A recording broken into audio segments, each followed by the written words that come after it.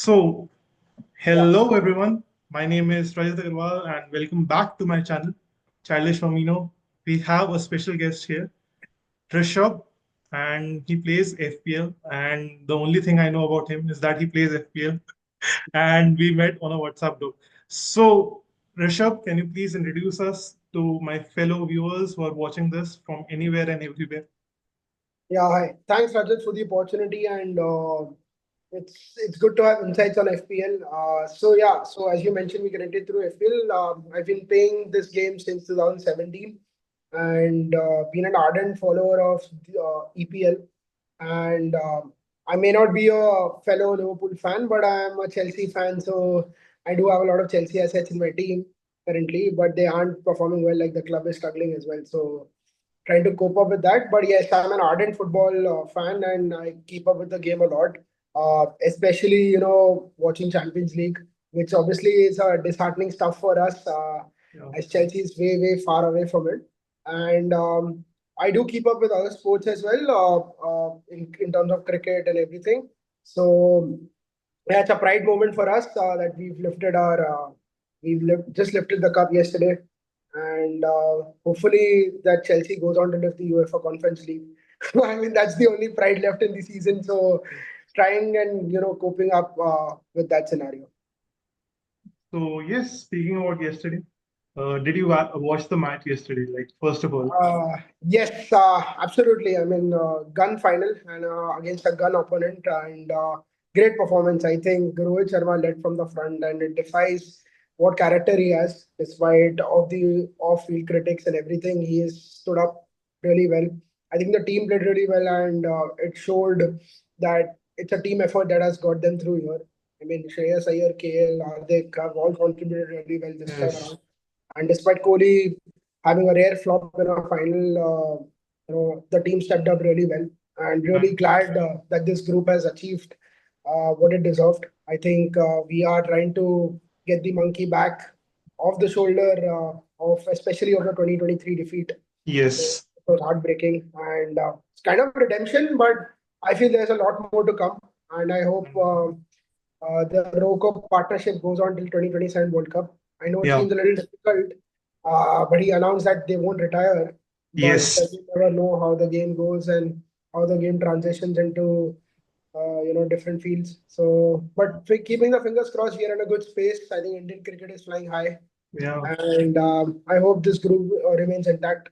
And hopefully, we get going for the 2026 World Cup as well, because that'll be a completely different group. So IPL is a good Yes. start from there as well. So yeah, good space overall, good mental state as well. So Exactly. So yeah, well, I'm very happy. So this is the first time that I went outside my home to watch a final, yes, and I enjoyed that experience because watching it with fans and we were cheering and we were watching like we were playing, and especially to see Rohit Sharma winning the cup again, and the only trophy cabinet left in his arsenal is like he still has to win the ICC World Cup. And ICC World Cup, I mean the 50 over World Cup, right? So yeah, this is something which he still has to do. But he has won the T20 World Cup. He has won Champions Trophy, and hopefully he'll win the ICC tournament again, like 50 over World Cup. And I'm happy for the boys. I'm happy for the team, and I'm very happy that I watched the match with my friends yesterday. And speaking of friends, did you get in touch with anyone before starting FPL, or did you read about FPL? So we were in a CA cohort, and some of my friends who regularly play futsal used to play this fantasy league that was there in ESPN and all of these websites, gaming websites. Okay. And we then heard of FPL that is actually live, and the application, the iOS application was not initially established, and people were not really aware of how this works. So a lot of these like website links and all of the others, gambling links and all used to come up, and we used to try Yes. and play over there. And apart from that, we understood that, okay, so that's an international competition, and Mm. this is the official page of EPL governance, and then Yes. where you can create your own league and you can create your own team manager mode and other descriptions and other chips and everything. So we found this exciting. And since it's a 38-week long Season. phenomenal, Yeah. so it takes a lot of deliberation as to when to use the chip and when to use the strategy, and it actually has a lot of mind application. Initially, it kind of felt that there are some starlets that you need to have in the team, and everyone Yes. used to get very biased oriented towards the club they support.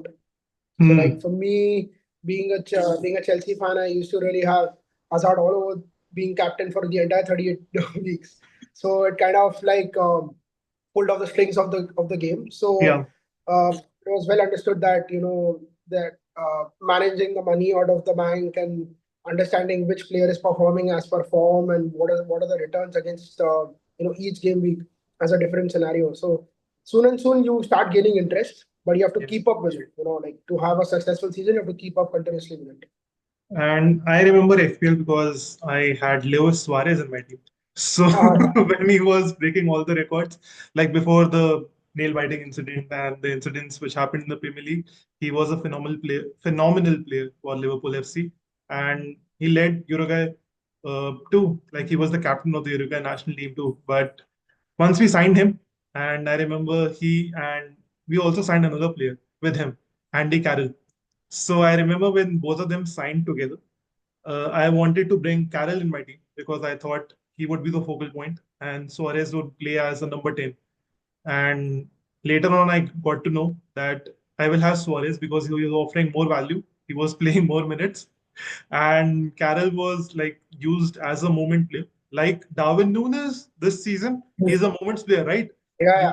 bring in Darwin Nunes when you know that you want to give other players like Jota a rest or you want to give other forwards a rest. Thankfully, this season we didn't have so many injuries. Like we have six forwards this season. I don't know how many forwards you have. Like you have Jackson and you have another like academy players, I think, strikers in Chelsea.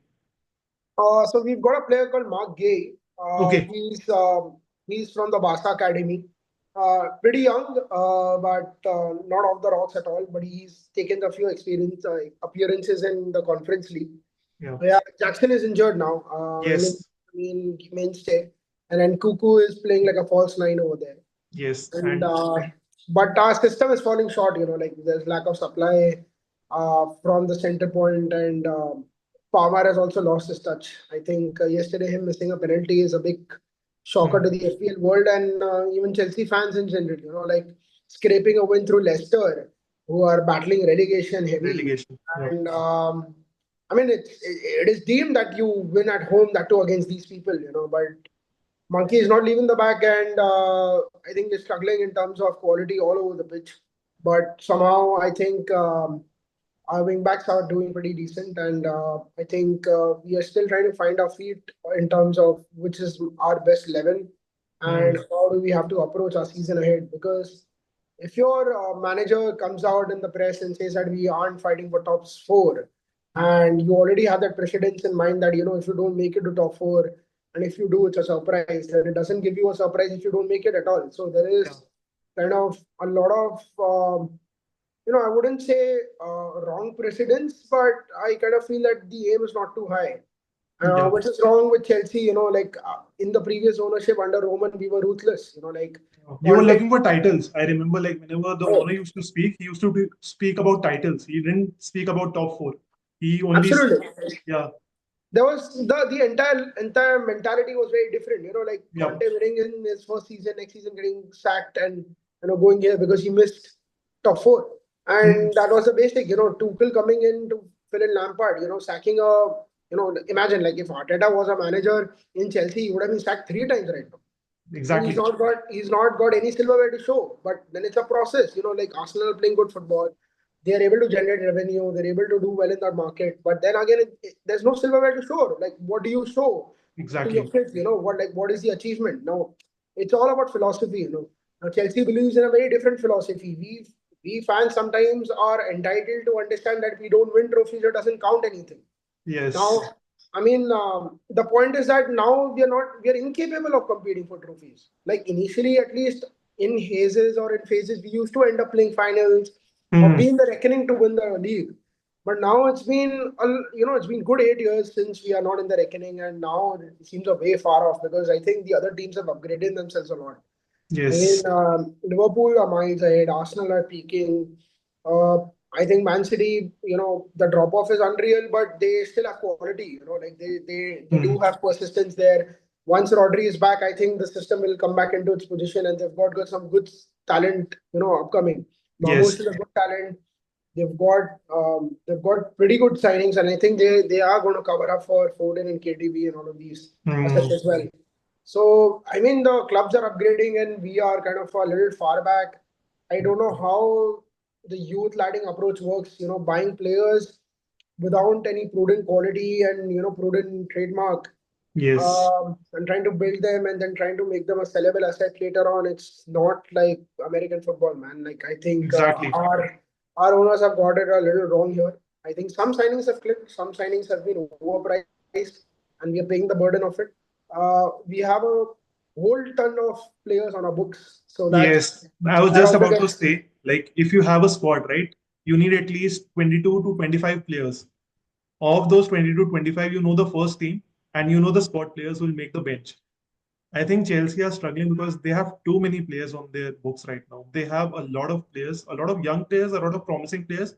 But like regarding strikers, I had Jackson in my team when he was performing for FPL this season because I thought if I didn't have money for Palmer, so I wanted to bring in a forward, and I thought why not Jackson? Because if Palmer is creating everything, maybe Jackson will score. And to compensate Palmer, I had Salah. So my strategy was very different. Like starting of the season, I started with Haaland and no Salah. And I had a lot of differential midfielders. I had Diego Jota in my team. I had Trent in my team, and to compensate for Liverpool. And I started with Haaland. But after 8 9 game weeks, I understood that I need to move away from this to get Salah back in, and I had to use my wild card. And when I used my wild card, it had Salah and no Haaland. And after 3 4 game weeks, I had to struggle again because I thought, no, I wanted to have both Salah and Haaland. So I made like I took a hit. I took -4 to bring Salah and Haaland in my team. But then I understood about Mavericks. Then I understood about the game. And after Jackson got injured, then I brought in Palmer, and which was not a good thing because you should have brought Palmer before, like he was clicking with Jackson. That was the peak time, right? Palmer and yep, Jackson, yep. and they were combining well. Like we had Suarez and Gerrard. Like in my FPL team, I used to have Suarez only from Liverpool because I remember that season where he scored me a lot of points. And after a few years of playing this game, I have understood that you need to trust your instincts, but you also follow the ownership. Because generally, if 70% people are owning a player, 70% can't be wrong, right? So if the ownership from the starting game week is very high, then I need to have that player plus a few differentials so that I don't fall off. And that was my worry with Haaland because his ownership starting of the game week was skyrocket. Like he was owned massively. And after 8 9 game weeks, I realized that I can have both Haaland and Salah, but I need to make changes in my defense. And to have both, I need to lose a differential defender. I need to lose a differential midfielder. I need to lose my goalkeeper, my first choice goalkeeper. And I had to make a lot of changes. But that was about FPL. And I've been playing this game since 2017-18. But seriously, I've been playing this game since the Suarez season. So when he scored a lot of goals, and I remember like when Suarez left, we had another player coming. His name is Mane, and I was following his journey. I used to have Mane in my team, and midway throughout the season, I used to realize, okay, maybe he's not scoring a lot, so I need to bring in a scorer. So I brought Salah. So that was the only confusion for me, Salah or Mane. Once Mane left, it was clear for me that I will have Jota in my team because I need to have a lot of funds for Salah, and I was always backing away from my instinct. Okay, I can have two players from Liverpool who can cover up for Salah. So my mindset this season was I can have Jota and Trent who can cover for Salah. But this was entirely long, and I understood that after 9 game weeks. And at this, after a while, I thought I will have Salah throughout the rest of the season. Like, hopefully, he will stay here with us next season also, which is a doubt. Trent is leaving, so that is for sure. I know that because he hasn't come out and he hasn't said one word in an interview. Van Dijk wants to stay because he has openly said that he is negotiating a contract, but Trent is silent, which is very surprising because he's the vice captain. The captain is leading from the front that he wants to stay with us, and Mo Salah wants to stay with us. But hopefully, it depends on the owners because right now we have owners like, what do we say, middle management owners. Like they will never compromise on their wage structure. They will always back young players, and they are looking for the next Salah instead of grooming a next Salah and signing a player who can be the replacement for Salah in 2 3 years. They So, automatically want to offload high wage players like Van Dijk, Salah, Trent, and to get like last. These are the main three players, right? Imagine if your main three players were in the last remaining of your contract and you were chasing the title, then as a fan you would be happy that you are looking for the title, but in the back of your mind you're constantly worried about next season, especially with FPL. I love Liverpool, but I love Liverpool because I've been following this club since Steven Gerrard scored that FA Cup goal and against West Ham, if I'm not wrong. And he took the game to extra time. We won in extra time through penalties. So I remember that game because I watched some highlights, and after that, I have watched some highlights of the games, but I've been seriously following these games when Suarez joined Liverpool FC, and I wanted to follow his career. And Torres was amazing for us, Suarez was amazing for us, and right now Salah is the maverick player. I don't know his value right now. He's maybe around 13 or 14 million. I don't have any idea, but Haaland is still 15 million, I think. uh, Holland, I think, is yeah, it's around 14, I guess. If I'm not wrong. So Salah yes, is around 13.8, 13.9. He's also very close. yes, But as a FPL delight, Salah is something beyond imagination. yeah, Trust me, he's always there on the score sheet, no matter what. And to be honest, like he's the safety bank in FPL. You know, like if you don't have him, you're done. Like it's like robbery on the house. And he's having a phenomenal season. Obviously, I think it must be very tempting for the Liverpool owners to, kind of not let go such a huge asset. Because mm, Salah, with his fitness, with his game, no matter what his age is, I understand, in terms of flexibility in the wage structure and in terms of how you can make profits on, using this player as an asset. But now I think that Salah is a Liverpool legend. He's won everything with Liverpool, and I think they should and kind of do the level best, so that they can live up to his standards.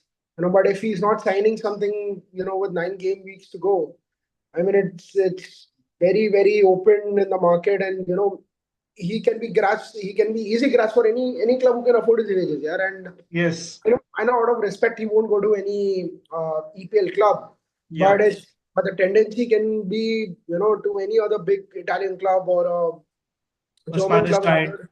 or a Spanish giant, I'm a little skeptical because they have already had a big ticket signing in Mbappe. They already have their forwards filled up, stacks. So I'm very skeptical in terms of why would Salah want to go there itself. yeah. So it kind of makes no logic for him to go to RM right now. So Neither maybe Barca can. Germany, maybe Italy, maybe Spain. Like he can go, he can choose, right? He has He's the got. luxury. Yeah, he has He the has the luxury to luxury to choose. do anything. Yes, He can go back to Roma. What do you? I mean, yes, out of passion also he can go back to Roma. Like and yes. he can do wonders there. I mean, he can lit up the stage and mind us just like Roma can be back on the winning spree. Yeah? So So he had two spells in Italy. He had a spell with Feyenoord, if I'm not wrong, and Roma. Yeah. But I remember the Roma spell because after Roma, Crazy. we were linked with him. And when he signed, I thought, okay, we are signing a player to supplement Mane. So I was already thinking about, okay, we'll supplement Mane. Mane will score all the goals. Mane will have all the limelight. We have Firmino who will create, and maybe Salah can chip in with a few goals. But when he started the season with a goal, and that too with a header, I remember like we also had Coutinho in that team. Coutinho, Firmino, Salah, and Mane. So we only played for 6 months. These players only played for 6 months together before Coutinho left for Barca. And because of that money, he signed Virgil van Dijk and Alisson Becker. We have spoken a lot about Liverpool and Chelsea. Let's talk about FPL and your team this game week. Like, how did your team perform? Today, the match is going to be played between Newcastle. Do you have any Newcastle asset in your team right now, like Isaac? No, I've not taken a punt on Isak. I kind of removed him after a series of low points. I Okay. thought Newcastle was struggling a bit in terms of creating chances. But I think I need to have him back. But since it's a blank game week, so I've kept away from Newcastle assets. My Yes. game week has gone pretty good this time. I took Okay. a punt on playing a triple captain on Salah, which kind of paid off decently. I got a Mm. 15-point haul, so it made up for some ranks because I couldn't follow up in the previous 2 game weeks, and I was below the world average as well. So I kind of got lost in the tracks. So, but yeah, so triple captain Salah, Watkins led my line, and along with Raul Jimenez, both on the scores. Hmm. Um, did pretty well there, and Henderson with a clean sheet, so kind of Yes. done pretty good on the game week. I think I don't have any asset today, so it's a blank for me. Um but yeah, like been a decent game week, and I do have some few transfers left to cover up for a blank game week which is coming up. Yes. Partial clam. So I'm trying to load up on Brighton and Brentford. Sorry, Brighton and uh, Nottingham Forest assets. I think Nottingham Forest Okay. assets are doing pretty good. I think Yes. in terms of law of averages, Chris Wood has been turning factorial. I Yes. had him in the initial start of the season as a differential. He did pay off a lot, and rather than I thought that he would be so consistent, I removed him and got Holland. Like I tried to cover up for that space as well because of Yeah. missing out on the ownership factor that you told, that he's owned by 70-80% of the people, and then if he Yeah. scores, then your rank automatically falls. Hmm. So yeah, so to cover up, I had to lose out on board and any other differential. But this guy's done really well. He's outplayed them totally, and he's been on the score sheet Yes. regularly. Even I think overall, all Nottingham Forest have been really good. I mean, Sells as a differential goalkeeper is brilliant. I mean, It's awesome. Yep. he's given the returns which I think anyone wouldn't have betted on in the Yeah. start of the season. So I mean, he's a great asset to have right now. He's kind of like premium priced, but if at all gives a chance, Sells is your safest bet right now because Safest. Yep. yeah, because Nottingham has got their defensive shape very strong this season. They've been doing pretty And brilliantly. I think they the have game been against lucky injury wise. yeah, Like they have been a consistent force defensively. Like Aina has been consistently performing. The goalkeeper has been consistently performing. Their centre backs, the centre back partnership, they are playing together, and they have found a way to play a back five system. Like Nuno is playing a back five, right? But it doesn't yeah, look like a back five. no, it It doesn't. looks like a perfectly gel system where Wood is taking all the limelight, but the main asset in their team, who is not an FPL asset in general, is I think MG, like Morgan Gibbs White.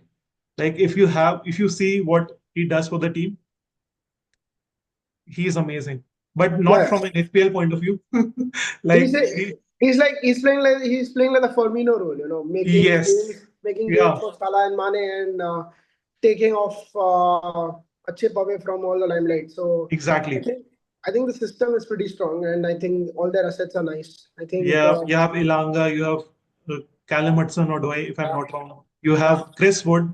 Thankfully, he has been fit all season. Like in previous seasons, he had an injury record. He used to get injured, and he was not selected regularly for games, and that's why he was on the bench most of the times. But this season, he has been consistent with his performances, and he's taking all the chances. And I don't know if he's on penalties for Nottingham Forest or not.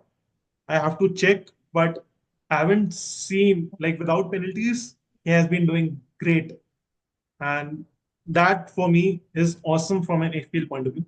Because if you have penalties, then it's an added bonus, right? Like Bruno. Like Bruno has penalties in his like Arsenal.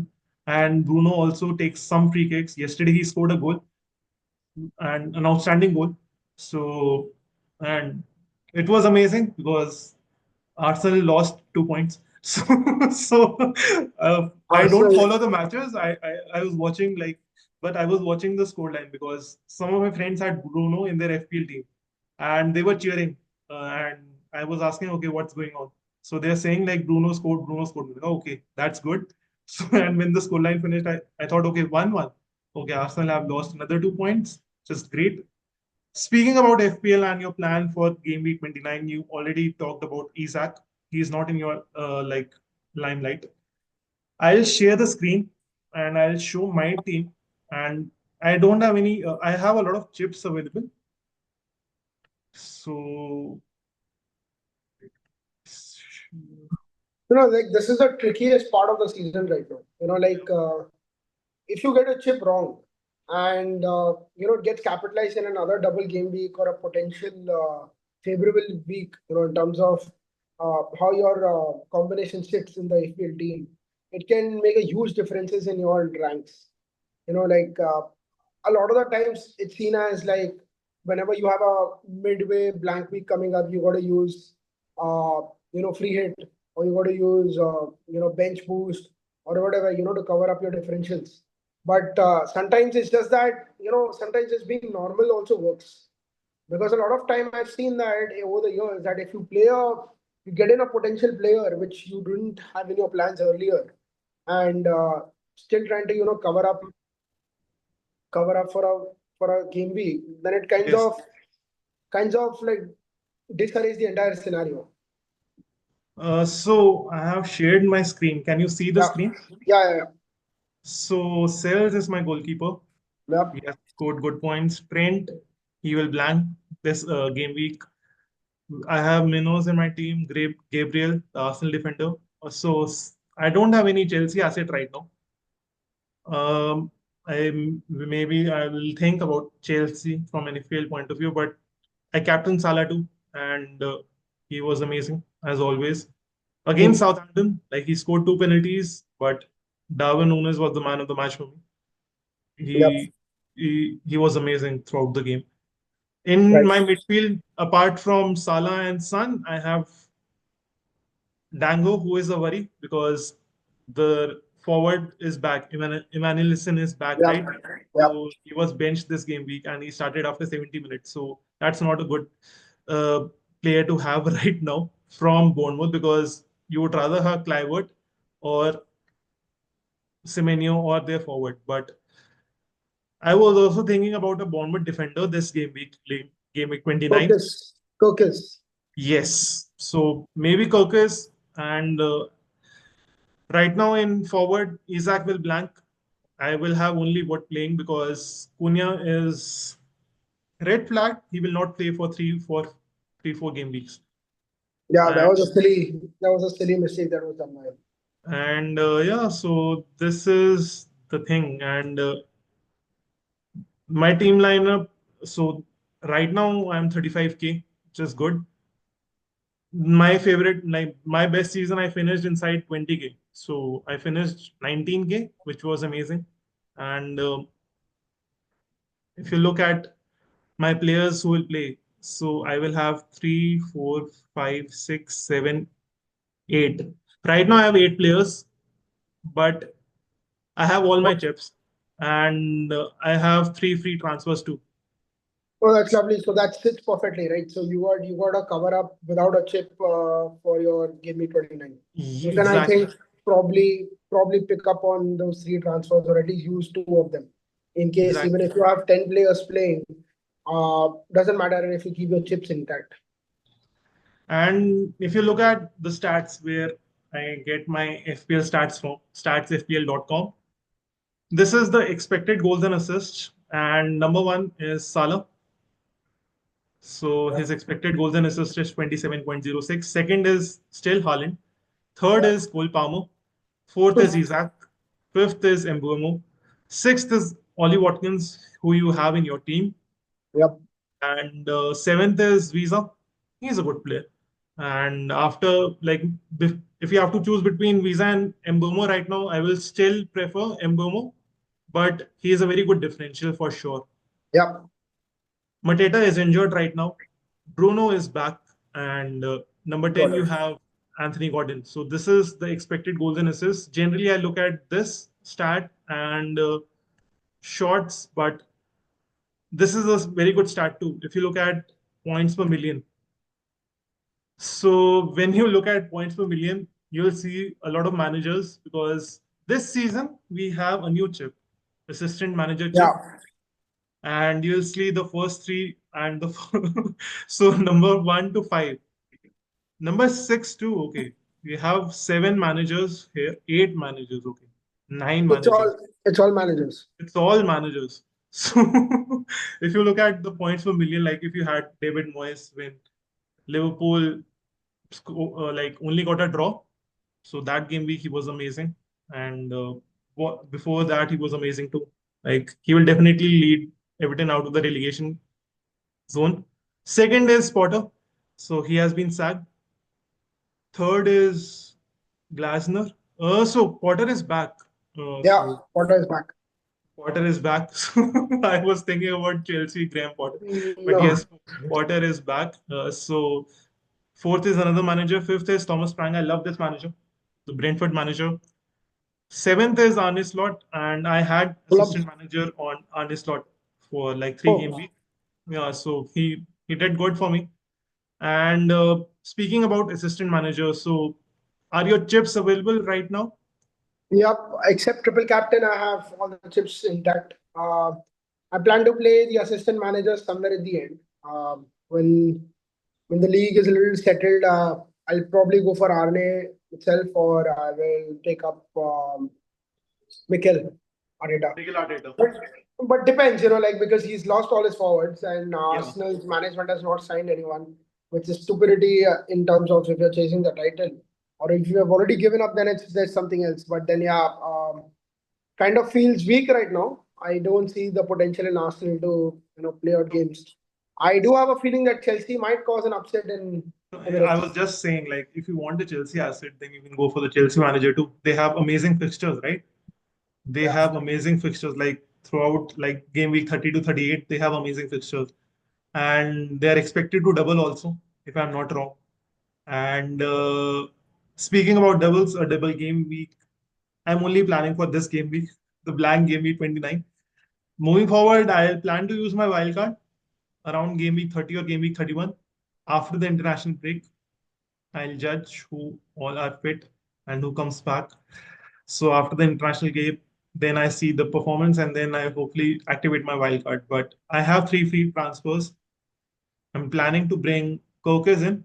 I already talked about Kokes, the Bournemouth defender, and they have a very good defense also. Like they are very good in attack with Clivert and Semenyo, and maybe the forward will also chip in Van Nilsson. But in defense, they are exciting to watch.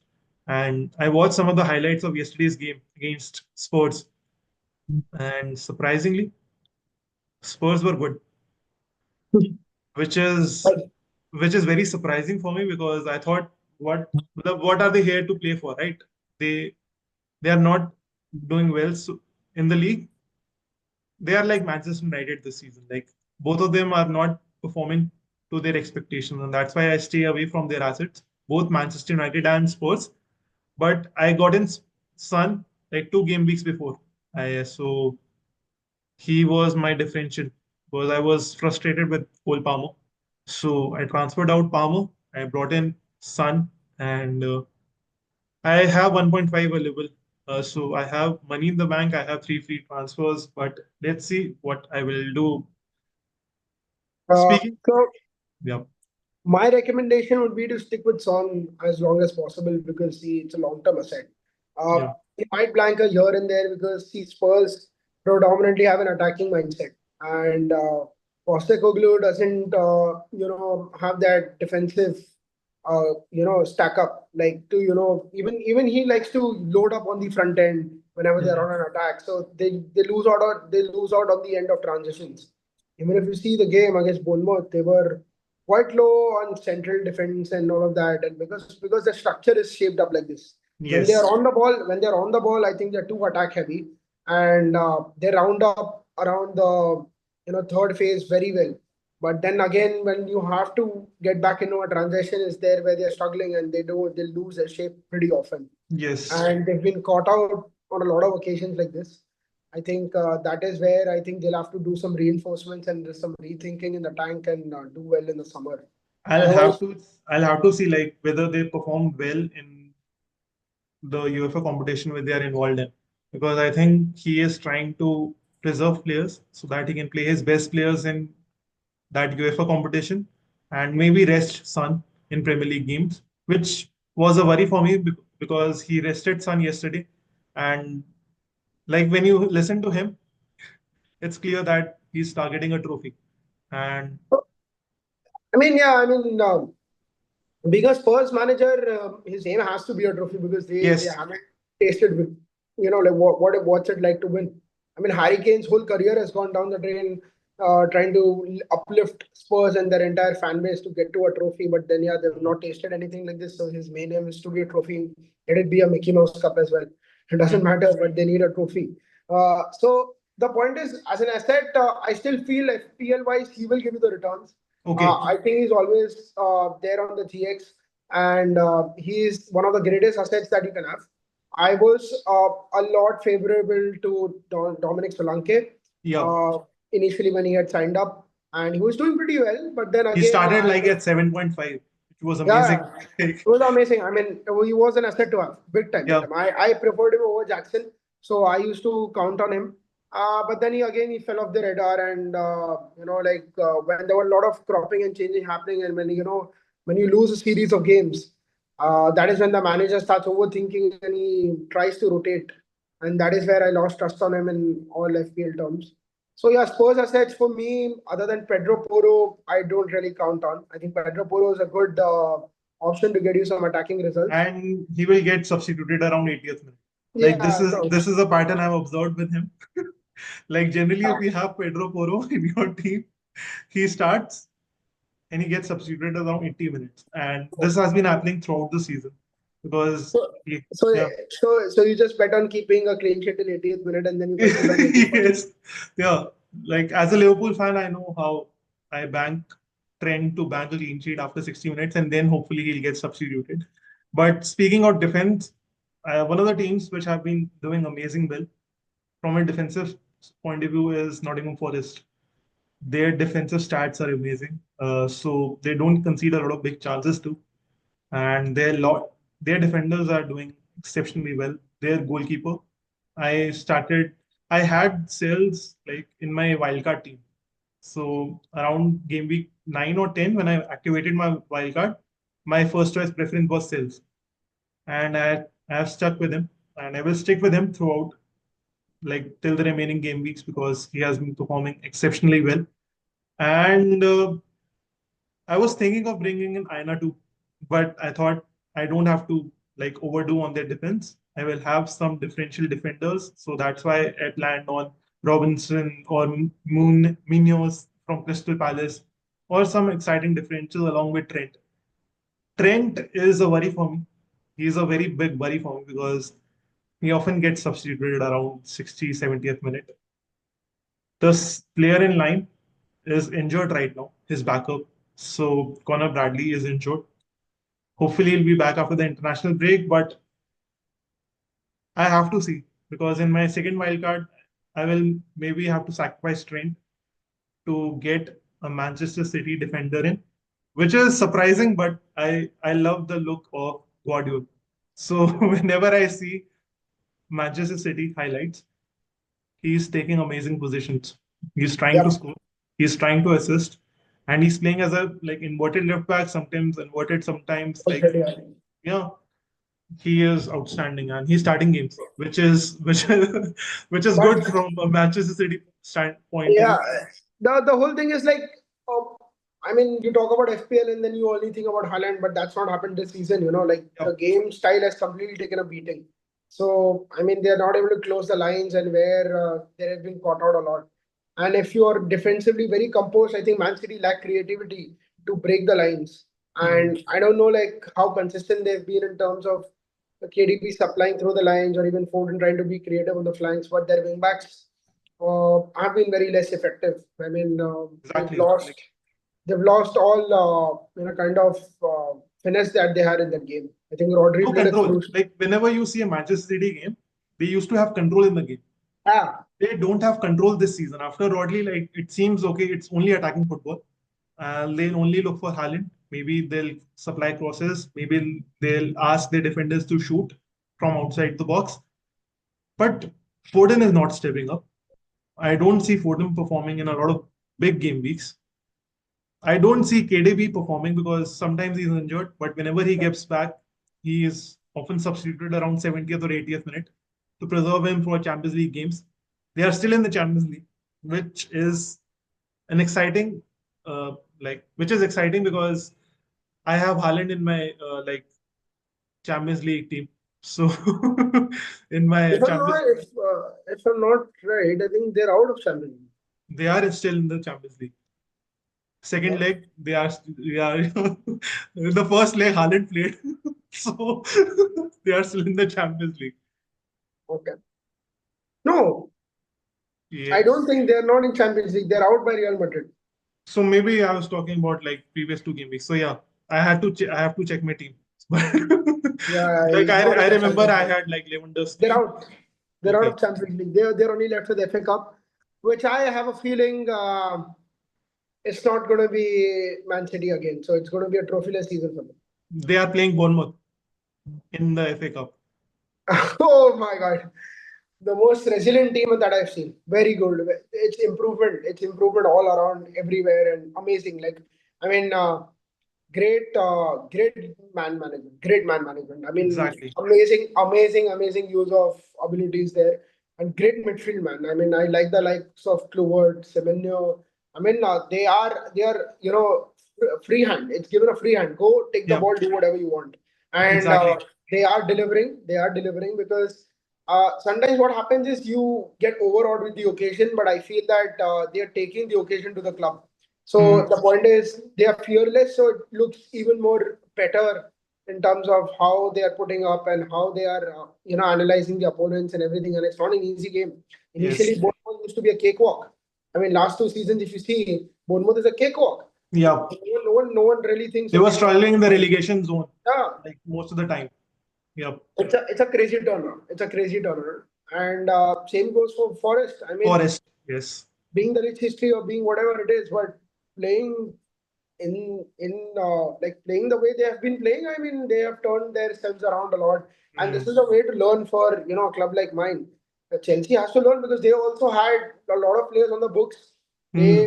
They stuck to their manager's opinion. They have segregated their entire squad, divided the score into 20 and 10, and then they have kindly rotated this very well. And Yes. obviously, their form has been top notch.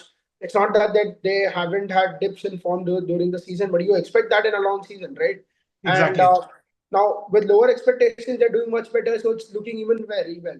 And I can place my money on them to finish top four because the way they are putting up, they can easily weather Forest or a lot of Bournemouth? big games.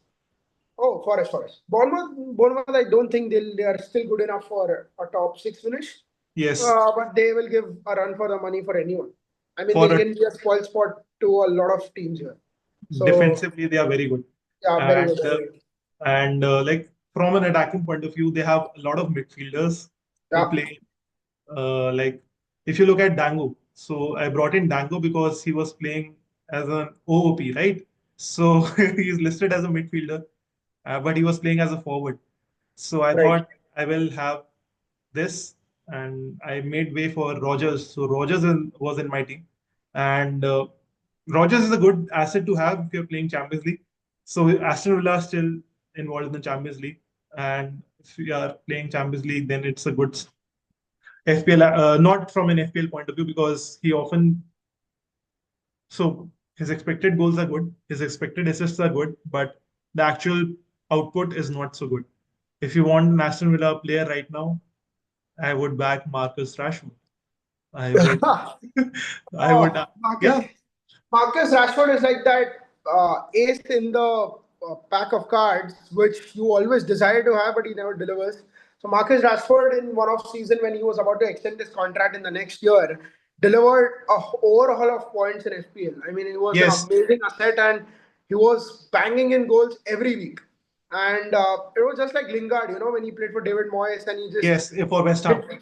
Yeah, yeah, he just hit the A ball from the go and delivering hat tricks and whatnot and this and that. But then it was just a patch, and that patch is well and done. He's out of favoritism in under Amorim's rule, and now I think he's found wanting. I mean, he wants to do well. He wants to prove his point. For an FPL asset at his price range, I don't see a good value though, because I feel yes, he's too inconsistent, and I don't see him starting all the time. I think yes. Emery has gotten him more depth because they are targeting a top four finish. Plus, they And want to Watkins is go. regularly starting now, right? Watkins is Yeah, regularly starting now. yeah. So So and they are more focused on going well in the Champions League. They want to deep dive. They have a favorable fixture in hand. yeah, So they are doing well there in that terms. They recently sold John Duran. So that's another minus that has happened. But they've covered up. they Getting have in brought in Disasi. Rashford and they have brought in like a Spain forward. If I'm not wrong. Like he is a Spain Yeah. international and he's playing well. Like he's a differential too. I'm not remembering his name, but yes. Yeah, even I don't seem to recollect. Yeah, but then that's a good asset. They've also reinforced themselves from with Desasi from us, and he's doing pretty well. And Mm, they've covered up stuff, and they are doing pretty well. They know what they want to do. They know what they want to be, and they are aligned with what Emery wants. So that's the have an one. amazing goalkeeper too. Oh yeah, So I, I'm Martin a is so I'm a big you fan of are his. you're wearing an Argentina like jersey Yeah, yeah. So and you know about Martinez and his antics. uh, amazing. I mean, antiques wise, you be it a negative on his aspect, but amazing goalkeeper. He's a beast. Uh, So you want presence in the box, he's that yes, person. And like if you want an attacking goalkeeper with that mindset, you need to have him. And no matter what, like even the defense feels a little confident in terms of making difficult challenges and cutting down the angles. So it gives you a lot of confidence. As an uh, FPL asset, it looks very tough because of that price range. You have much better goalkeepers yes. who give you more potential returns. I think Henderson and Flecken are a good combination, which I've kept throughout the season. But I think Flecken could have done better. I think Brentford have fallen off the radar, and Yes. injuries have not helped them. But other than their attacking potentials, I don't see Brentford giving any further assets. Shard here and there, or MBO. Yes, I think is a good potential asset, but then uh, So he Bomo is is more of a back. He is back playing with Visa. So Visa returned and Visa and Bomo in a partnership, they are doing good. Like from a Brentford point of view, when you see their games, you know the outlook is the center forward, and the center forward generally is Visa. Sometimes Visa plays with Bomo, sometimes Mbomo is on the right. They have two forwards like Visa and another player who supports Visa. But I was very surprised with the way they have stepped up in attack. So, like last season, I remember they were very good from a defensive point of view, but this season they are very good from an attacking point of view. Like they are scoring a lot of goals, especially early goals. Like if you see their matches, they score a lot of early goals, very like first, like quick goals, like which is amazing because that's a set pattern right from the coach, right? From the coach to the team, and it has been executed. Whenever yeah. they take, So, yeah, so I mean, a unique stat that had come up in between the season. I think they scored in a three or four games in the first minute of the game. So exactly. I mean, an MPO, we should take the attack, and right from the front side, they were doing pretty well in that They were front. through. Yeah. Yeah, but I think people have understood their game plan, and obviously being a mid-table club, they are short on resources, so that is Yes. bound to happen. That is bound to happen. But the exciting part of EPL and FPL is anything can happen anytime, any game week.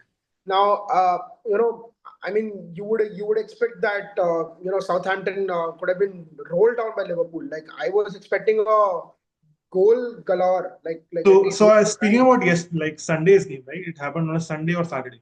I Saturday. know Saturday. So speaking about Saturday's game, so I didn't watch the match. I only watched the highlights. But when I watched the highlights, I understood that Southampton were up for it. Southampton were playing good football. They were not letting us control the tempo of the game. We had good players. We didn't bench a lot of starters, right? Salah started, Yeah, Diaz started, everywhere Nunes, who is Saturday. not a starter, he started in midfield also. We played a good midfield. We had Yep, Szoboszlai. McAllister was the only player on the bench, missed but it. Jones started to, along with Gravenberch, who has been amazing this season. Both our centre backs started. Only the left full back, Robertson, usually plays, but Tsimikas came in. Trent played, and we had Allison started too. So it was the entire first team. Like it was not a B team, right? We Yeah, started with an A team against Southampton, who are struggling massively. And I know about Southampton because I have been following career of like a player who started in the youth ranks and he came to us. Remember the player? Van Dijk. Adam Lallana. So Oh, Mr. Lallana Lallana, started Mr. in the Liverpool. youth ranks of Southampton, and he came to Liverpool. So he was a favorite of Klopp, and that's why it's a good team to support, right? If you're not supporting Yeah. Liverpool, it's a good team to support. And but yes, we have Klopp, I think Southampton has been a feeder club to Liverpool, man. They've got Mane from there, Van Dijk Mane. from there. It's been crazy to see the upliftment of those players from where they were and what they are now. So yeah, I mean Southampton is a good club that way, but they are it's really far from the reach, in terms of FPL or EPL standard. All of their assets are weak. I mean, even if you go for Ipswich, I mean they have tried to find their feet on this, but other than They're like one or two forward. Like assets, other than like they're the forward. They have a starting yeah, coverage. But other than that, I don't look at any players from yeah, Ipswich or Southampton. yeah. So Other when you than look, Dubai, I think yeah, maybe. don't have anyone else. Don't Yeah. have anyone else. And these small teams, what happens? You try and fill these to cover up for Haaland, Salah in terms of their expensive, buys. Now Yeah. the point is, if you stick to a say 7 million asset or an 8 million asset, you are bound to get a long-term return. But the whole thing is that in this season, if you see, if you miss out on Haaland in the start of the season, or if you miss out on Salah right now, you're completely behind the ranks. Yeah. Second is you're committing a crime, by not having the correct differentials. This time around, like So like I'll talk about the differentials this season. Like for my team, Joe Pedro, before he got injured. So Pedro was an amazing differential. Right now he's back too, I think, and he scored a goal, if I'm not wrong. yeah, Pedro was amazing. And in my midfield, I have to bank on Bumo. So Bumo has been consistent in my team, delivering good, but whenever he's not delivering, I'm not so disappointed because I know he will eventually contribute. From a defense, if you look at my defense, I think Robinson, the Fulham defender, he has been amazing because I have started with him and I have persisted with him. So in my wildcard team, I persisted with Robinson from my defense. And if you look at sales, he has an amazing differential. Right now, he's not a differential; he's yeah, loaned. But when I owned sales, he was not so popularly owned. Like I remember in my second wildcard, he was behind Pickford. He was behind another goalkeeper, maybe Allison, maybe the Aston Villa goalkeeper, or maybe another goalkeeper, but he was behind. Like he was in the top 4, 5, but he was not number one when I had him around game week 8 or game week 9. So a good differential to have. And these players are amazing, right? If you look yeah. at Pedro, so he's right now he's 5.5, if I'm not mistaken, around 5.5. Yeah. So Yeah, he has been amazing. so I started with Wood, as I told you, and it was a crazy differential. I mean, no one, he never caught the eye of anyone. Everyone was on Isaac. Everyone was on. Haaland, and everyone was on maybe Watkins or Jackson or all of these Jackson or yeah. players. Yeah. So he did really well for me, but then I took him off, and that cost me a blunder. Post my first half of the wild card, I lost him, and I wanted to cover up for Haaland and Salah, and that is where I had to sacrifice him, and that's where the mistake happened. And other differential I had was, see, Rogers was always there on the radar, but a lot of people did not care for him enough. And I also had this Fulham midfielder Emil Smith Rowe. Yes, ESR. Yeah. Yeah, ESR. So Yeah. ESR delivered on good game weeks. He was on a spree in the initial phase, so my initial start for the FPL was very good. Then he faded out, and then he got injured eventually, and then he just never came back. So I had good differentials in the beginning. I had Henderson. He was doing pretty poorly. Now he's doing pretty well because I think Crystal Palace also is pretty settled now. They look formidable at the back and in the mid. So And and in attack too. So yeah, Eze Mateta is is Eze is back. They are missing Mateta, yeah. but Eze is back, and I started the season with Eze. I will never forget that. I started the season with Eze and Jota. And so, yes, if you Yeah. have to recommend any three players, any one forward, any one midfielder, any one defender, For this game week, for this game week 29, and moving forward, like for 3 or 4 game weeks, uh, what do you I suggest? would I would bet my money on Wood. He's playing Ipswich away, and Yep. I would give him a captaincy pick as well.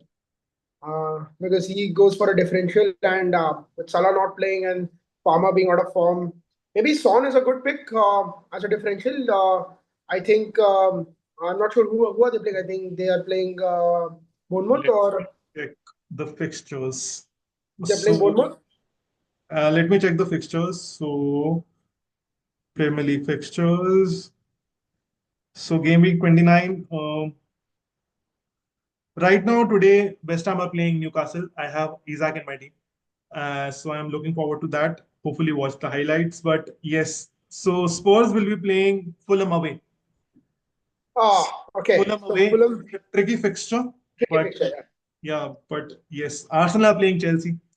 And Yeah. London derby, you may call it, but I have a feeling that Chelsea will get something out of this game. So I'm not being too hopeful, but I'll yes, tell you why. Because Arsenal are not the Arsenal that you knew at the start of the season. and Nkunku start the games for them, right? Yeah, and Kuku is, but I feel that we are more defensively solid now. Okay. I think Kukurea and Colville and Fofana does really well because they are too quick on transitions. I think And that tuning is doing well, and Cucurella is starting regularly Premier League games for them. yeah, Kukurea is always there, and he's on the score sheet these days. Like in the last 5 game weeks, I think he's returned very well in three. So he's been assisting and scoring well, and he's taking inverted lines. So he's giving support to Moses, and he covers up lines for Enzo as well when he takes up higher positions, which When is Enzo is eating up. not playing like FIFA, right? When so so when Enzo is not playing FIFA, he is scoring the lines for. But yes, I Yeah. remember about Cucurella. I had him for 2 3 game weeks. He didn't return for me, but I had him for 3 4 game weeks because I wanted a Chelsea differential, and I wanted a defender who would replace a defender because my other defender was injured. So I played Cucurella for 2 3 game weeks. He didn't return for me, but Chelsea has a defensive lineup. You are saying they are good in attack. They are see they aren't the formidable one. Like I wouldn't say that they're doing better than Nottingham Forest or Arsenal or all these, but they are getting to each other well. They're forming good partnerships at the back, so they They are understand. playing a back four or a back five. They are playing a traditional back four, Okay, but in transition when they attack, they go to a back three. back three. Okay, Yeah, they go to a back three because they attack through the wings. With Malo Gusto moving up, and sometimes James playing as a midfield, it gives more cushion to the and centre James back. is back. He's playing as a midfielder now.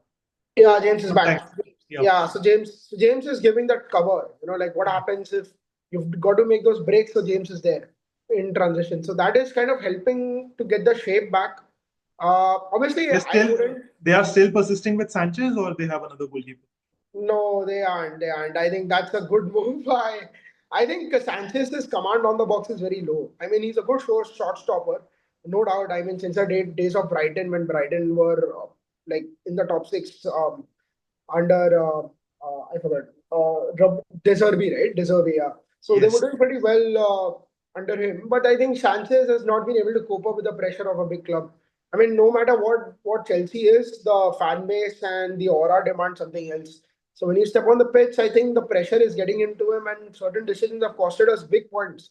You know, like And so you have a and different goalkeeper. Sanchez is no longer starting games. no, Sanchez is not regular in the starting. So Sanchez is not regular. Okay. Uh, so it's a try and hit situation right now. So I mean, you never know. The goalkeeper situation is very feeble. You know, like because you've got six goalkeepers in the books, but none is settled. You know, there was a time when we had Czech and Courtois, Yeah. the best two in the world, and now there is a time where you have six in the books, but not one in the top 20 also in the world. So then it's like pretty havoc over there. But they're trying something. Obviously, everyone thinks it's a transitional season, so no one is kind of being critical of this. But But yeah, with the money spent, all the eyeballs are catching. they need to be in the top four. Like Yeah, the money spent and with the situation of other clubs not performing so well. I remember Newcastle were favorites. I remember yeah, Aston Villa were favorites, but Forest have stepped up. Other players, other clubs have stepped up. Other players have stepped up. But for Chelsea, Champions League is a necessity. yeah. It's inevitable. See, now I'll tell you one fine thing. Just one last quote on Chelsea. Yep. Uh, we don't have the burden of Conference League. I think by far we've dominated the league, and So we'll you end play up. on Thursdays and then on weekends, right? Yeah, yeah. So and see, we are playing under competitive teams. You know, like our potential is to minimum compete for a top four spot, or even be in the Champions League. Not even coming close to it, but at least play the Champions League. Now we are competing in a league where all are mid-table teams and everything, and I have a strong feeling that we'll end up winning the trophy.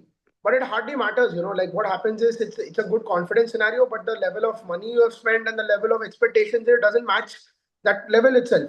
Now, if you are going to be satisfied by winning a conference league, then it's not the level of standards you want to maintain, man.